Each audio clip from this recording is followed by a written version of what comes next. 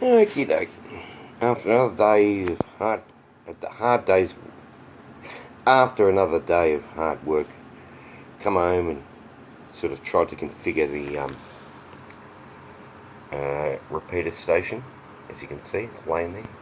Two cheap Chinese Beifeng radios, a cheap Chinese charge controller, a repeater controller. The antennas will disappear, and all I'm doing is experimenting with a hobby repeater under $1,000, you know, and I'm going to risk it and chuck it out in the bush somewhere, you know, in a box with an antenna, a decent antenna, and we'll see what becomes of it and how long before some cunt pinches it, you know. This is a test, you know. I know people can spend $15,000 to $20,000 on a repeater setup. I'm spending probably $500-600. Maybe a little bit more. Maybe I have to update the battery. You know, if there's a little battery there. It's a little lithium-ion battery, but it'll be okay on the 5-watt system, right? The hobby system. But if I upgrade it to 50 watts, you know, there's going to be more demand. Probably going to have to install a larger battery. Probably have to get a bigger box. But, you know, I don't mind sharing this stuff, you know. There's people out there that appreciate it, what I do. Whether it be CB operators or hams or whatever. I've learnt now to stay off VHF.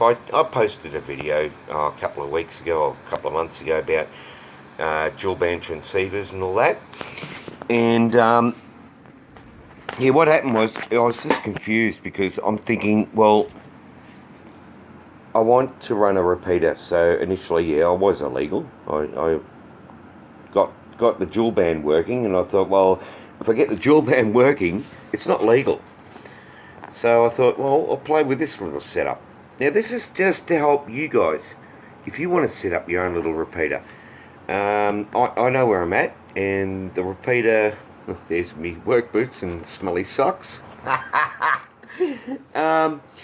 What I'm doing here is trying to share how people can set up their own repeaters. It's just in the event that everything goes down. You won't have a mobile phone. You will not have internet. Oops. Hang on. Pause. We can pause. Here we go. Okay, we're back again. Sorry, the headlamp fell off my head. The elastic thingies are really bad. So, it's me set up. The box is probably going to have to be replaced with a bigger one. Okay. But this is just a... Oh, where's my headlamp? This is just like a pre-setup. It doesn't mean it's going to look like that. But you can now look at the radios with their little rubber sticky antennas. They'll be gone, replaced with SMA connectors and coaxial cables, which will go to the duplexer, which I'll probably fit in there. And that duplexer eventually will have a linear connected 50 watts and put in a high location and put up for testing. It's all cheap, Chinese.